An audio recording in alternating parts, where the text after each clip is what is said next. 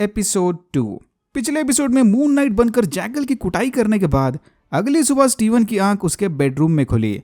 शायद मार्क इसे फिर से फंसाने की कोशिश कर रहा था कि वो सब स्टीवन का बस सपना था, बट मार्क की ये चाल अब काम नहीं करने वाली। स्टीवन ने फौरन मिरर के पास जाकर मार्क से बात करने की कोशिश की, लेकिन सामने से कोई जवाब नहीं मिला। म्यूजियम पहुंचकर स्टीवन ने देखा कि पिछली रात अचानक से बाथरूम का पाइप फटने की वजह से म्यूजियम में कंस्ट्रक्शन का काम चला था। यह देखकर स्टीवन फौरन म्यूजियम के सिक्योरिटी गार्ड से मिलने चला गया। पता नहीं ये भाई साहब स्टीवन को हमेशा स्कॉटी कहकर क्यों बुला रहे थे। एनीवेज, स्टीवन ने गार्ड को वार्निंग दी कि यहाँ के सीसीटीवी फुटेज में supernatural mind blowing incident record हुआ है, तो देखने से पहले जरा अपने दिमाग को रेडी रखना। बट अनफॉर्चुनेटली वीडियो फुटेज में रोते हुए स्टीवन के अलावा और कुछ नहीं था। अपेरेंटली उन एंशिएंट जैकल्स को कैमरास नहीं देख सकते। सीसीटीवी फुटेज से यह साफ जाहिर हो रहा था कि म्यूजियम में तबाही स्टीवन ने मचाई थी, लेकिन स्टीवन को पूरा यकीन था कि यह काम मार्क का है। जाने से पहले मार्क ने स्टीवन को गुस्से वाला लुक भी दे दिया। लकीली म्यूजियम के एचआर डिपार्टमेंट ने स्टीवन को बिना कोई खर्चा पानी दिए फायर कर दिया। एचआर को लगता है कि स्टीवन को एक अच्छे साइकियाट्रिस्ट की जरूरत है। इनके पास कुछ वंडरफुल डॉक्टर्स के कॉन्टैक्ट्स भी थे, जस्ट इन केस अगर स्टीवन इंटरेस्टेड हो। फिर स्टीवन एचआर को अपना नेम टैग थमाकर क्राउली से मिलने चला गया। क्राउली के साथ वन वे कम्युनिकेशन करते वक्त अचानक स्टीवन की समझ आया कि उसे घर में मोबाइल के साथ किसी स्टोरेज रूम की चाबियां भी मिली थी। किचन पर बने लोगों को ट्रैक करते हुए स्टीवन फाइनली उस स्टोरेज हाउस तक पहुंच गया। यहाँ के रिसेप्शनिस्ट ने स्टीवन एके मार्क को देखते ही पहचान लिया। इस लॉकर के अंदर एक मिलिट्री बेड, डफल बैग और ढेर सारे स्टोरेज बॉक्सेस रखे थे। स्टीवन फौरन उस डफल बैग की तलाशी लेने लग गया। स्टीवन को उस बैग से एक gun, international currencies, Mark Spector का पासपोर्ट और वो स्कैरब मिला। स्टीवन ये सब देखकर काफी हैरान था। स्कैरब को हाथ में लेते ही वो एक उड़ते हुए कंपस में बदल गया।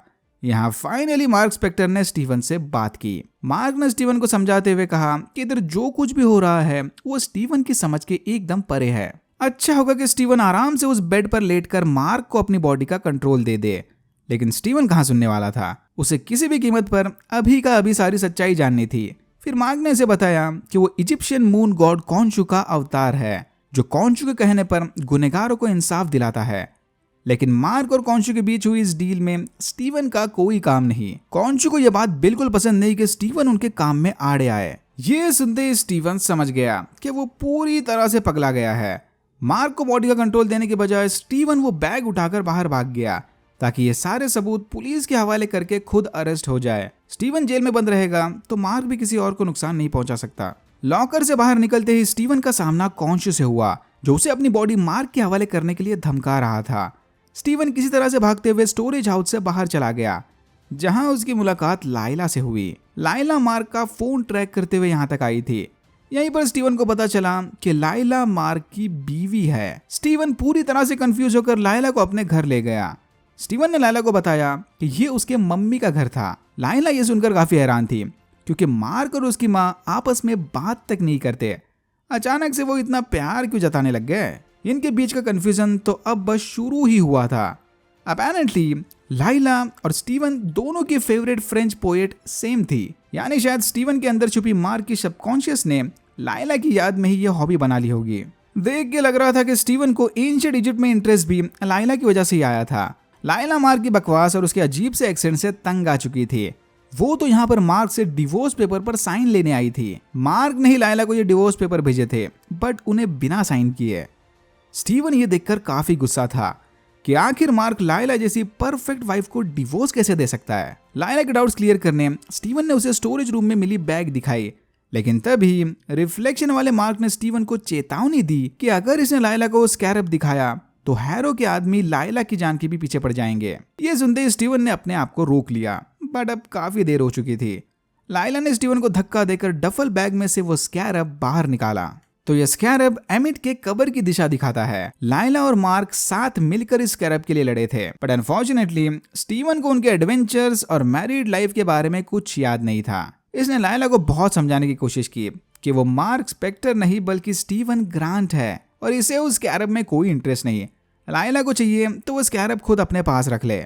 स्टीवन को तो बस उसकी पुरानी जिंदगी वापस चाहिए थी।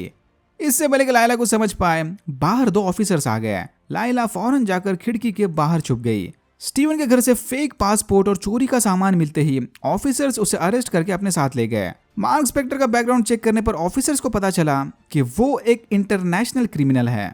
मार्क के साथियों ने इजिप्ट के किसी आर्कियोलॉजी साइट पर हमला करके कुछ आर्कियोलॉजिस्ट को बेरहमी से मार दिया था। ये सुनते ही स्टीवन के चेहरे का रंग उड़ गया। स्टीवन को पुलिस स्टेशन ले जाने के बजाय ऑफिसर्स उसे हैरो के पास ले गए। तो ये दोनों भी आर्थर हैरो के कल्ट मेंबर्स थे। मार्क के लाख समझाने के बावजूद भी स्टीवन ने उसे कंट्रोल देने से इनकार कर दिया। आर्थर ने स्टीवन को दिलासा देते हुए कहा कि वो उसकी सिचुएशन समझ सकता है। स्प्लिट पर्सनैलिटी डिसऑर्डर की वजह से ही एमिट का जजमेंट स्टीवन पर काम नहीं कर रहा था। आर्थर ये भी जानता है कि स्टीवन को मार्क के साथ साथ कॉन्शू की भी आवाजें सुनाई देती हैं, क्योंकि मार्क से पहले आर्थर कॉन्शू का अवतार था। शायद मार्क के कमजोर दिमाग की वजह से ही कॉन्शू ने आर्थर के बाद उसे अपना नया कैंडिडेट चुन लिया। कॉन्शू नहीं चाहता था कि स्टीवन आर्थर की कोई और बात सुने, इसीलिए वो स्टीवन को उसे मारने का ऑर्डर दे रहा था। लेकिन आर्थर ने स्टीवन को समझाया कि डोंट वरी, मार्क की मदद के बिना कॉन्शू कुछ नहीं कर सकता। अवतार के बिना अर्थ पर कॉन्शू के पावर्स काम नहीं करने वाले। इतना बोलकर आर्थर स्टीवन को टाउन की सैर कराने ले गया। आर्थर के यहाँ आने से पहले इस जगह पर ढेर सारे क्राइम्स हुआ करते थे, बट कल्ट का हिस्सा बनते ही यहाँ रहने वाले सारे लोग क्राइम फ्री लाइफ जीने लगे। एमिट का डर बाबू भैया, एमिट का डर। कॉन्शू कोने में बैठा इनकी सारी बातें सुन रहा था। आर्थर ने स्टीवन को बताया कि कॉन्शू का जस्टिस सिस्टम तो गुनहगारों को गुनाह करने के बाद सजा देता है। ऐसे जस्टिस सिस्टम का क्या ही फायदा जो गुनाह होने से ना रोके। दूसरी तरफ एमिट का जस्टिस सिस्टम गुनहगार के पास्ट, प्रेजेंट और फ्यूचर को पहले ही पढ़ लेगा। यानी एमिट के फिर से जिंदा होते ही दुनिया से पाप का नामो निशान मिट जाएगा। आर्थर चाहता है कि स्टीवन फटाफट वो स्कैरब इनके हवाले कर दे ताकि ये एमिट की कब्र को ढूंढकर उसे आजाद कर सके। लेकिन स्टीवन को ये प्री जजमेंट वाला सिस्टम बिल्कुल सही नहीं लगा। ऐसा करने से एमिट शायद छोटे बच्चों को भी मार दे, क्योंकि वो बच्चे 30-40 साल बाद बड़े होने के बाद कोई गुनाह करेंगे। गुनाह करने से पहले सजा देना तो मासूम को सजा देने जैसा है ना। ये सुनते ही आर्थर की सटक गई। बस हो गया चिटचैट, उसे अब स्कैरब चाहिए था। आर्थर ने इनडायरेक्टली मार्क को भी समझाने की कोशिश की कि वो कॉन्शू की बातों पर भरोसा ना करे। कॉन्शू एक नंबर का झूठा गॉड है। अच्छा होगा कि मार्क जल्द से जल्द वो स्कैरब आर्थर के हवाले कर दे। लेकिन स्टीवन ने उसे बताया कि स्कैरब फिलहाल किसी और के पास है। स्टीवन से वो नाम उगलवाने आर्थर ने एमिट की छड़ी उठा ली। इस छड़ी में एमिट के थोड़े पावर्स कैद थे। इससे पहले कि आर्थर स्टीवन को कोई नुकसान पहुंचाए, वहां पर स्कैरब लेकर लाइला आ गई। लेकिन स्कैरब को आर्थर के हवाले करने के बजाय लाइला स्टीवन को लेकर वहां से भाग गई। स्टीवन लाइला के क्लोज कॉम्बैट स्किल्स देखकर काफी हैरान था। आर्थर ने एमिट की छड़ी से जमीन में एक पोर्टल ओपन कर दिया, जिसके अंदर से एक और जैकल निकलकर स्टीवन के पीछे चला गया। लाइला और स्टीवन भागते हुए एक रूम के अंदर छुप गए। लाइला चाहती है कि स्टीवन फटाफट मून नाइट का सूट पहनकर इनकी जान बचाए, समन द सूट। लेकिन स्टीवन को किसी सूट के बारे में कोई आइडिया नहीं। मून नाइट बनने के लिए स्टीवन को बॉडी मार्क के हवाले करनी होगी। स्टीवन ऐसा बिल्कुल नहीं करने वाला, चाहे इसकी जान ही क्यों न चली जाए। लाइला ने कंफ्यूज होकर वो स्कैरब स्टीवन के हवाले कर दिया। तभी उस जैकल ने दरवाजा तोड़कर स्टीवन को रूम से बाहर फेंक दिया। नीचे गिरते वक्त कॉन्शू की बात सुनकर स्टीवन ने फाइनली सूट को समन कर लिया। बट स्टीवन मून नाइट की बजाय मिस्टर नाइट बन गया। सूट कोई भी हो, इनके पावर्स कुछ हद तक सेम ही थे। टू बी ऑनेस्ट, ये सूट मुझे ज्यादा कूल लगा। जैकल और स्टीवन के बीच चली लड़ाई के दौरान हमें एक और बात पता चली कि उस जैकल को सिर्फ स्टीवन और शायद आर्थर ही देख सकते थे। बाकी किसी को वो जैकल नहीं दिख रहा था। स्टीवन के कम एक्सपीरियंस की वजह से वो जैकल उस पर भारी पड़ने लगा। लाइला और आसपास के मासूम लोगों की जान बचाने की खातिर स्टीवन मार्क को कंट्रोल देने के लिए तैयार हो गया। कंट्रोल मिलते ही मार्क फौरन मून नाइट में बदल गया। लाइला के कहने के मुताबिक मून नाइट उस जैकल को पब्लिक से दूर ले गया और कुछ एपिक वीएफएक्स शॉट्स के बाद मून नाइट ने उस जैकल को मार दिया। जैकल तो मर गया, पर इस भागा दौड़ी में वो स्कैरब मार्क की जैकेट से गिर गया था। इतना सब करने के बावजूद भी वो स्कैरब आर्थर के हाथ लग गया। यहाँ हमें एक हिंट मिला कि आर्थर शायद किसी को भी एमिट के पावर से मार सकता है।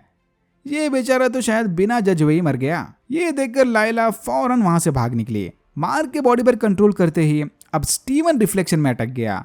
जब तक ये काम पूरा नहीं होता, मार्क बॉडी का कंट्रोल अपने पास ही रखेगा। स्टीवन के बहुत कोशिश करने के बावजूद भी वो अपना कंट्रोल वापस नहीं ले पाया, क्योंकि जो पर्सनालिटी बॉडी पर कंट्रोल करती है उसे खुद से होकर दूसरी पर्सनालिटी को कंट्रोल देना पड़ता है। ये जबरदस्ती काम नहीं करने वाली, कंसेंट चाहिए। मार्क ने स्टीवन से वादा किया कि कॉन्शू का उधार चुकता होते ही वो हमेशा हमेशा के लिए स्टीवन की जिंदगी से निकल जाएगा। लेकिन तब तक स्टीवन को बैक सीट पर बैठे रहना होगा। शायद ये शो भी मार्क स्पेक्टर की comic book origin story follow कर रहा है।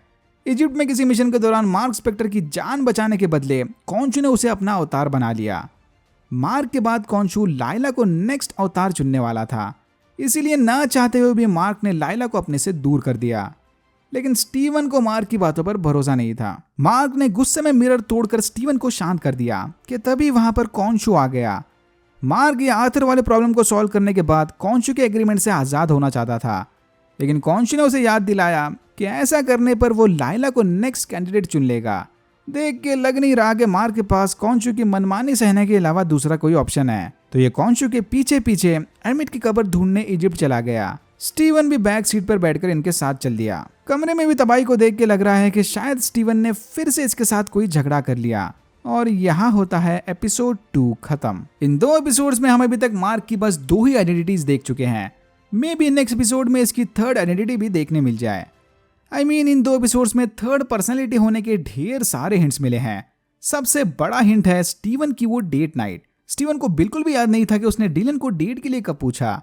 मार्क की बातों से साफ साफ जाहिर हो रहा था कि वो लाइला से सच्चा प्यार करता है, तो लाइला को बिना डिवोर्स दिए मार्क डिलन के साथ डेट फिक्स क्यों करेगा? पक्का कोई 3rd रोमियो पर्सनैलिटी है जिसके बारे में हम अभी कुछ नहीं जानते।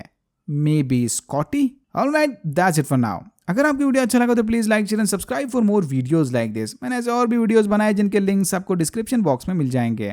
Thank you very much for watching and I am hoping to see you in my next one.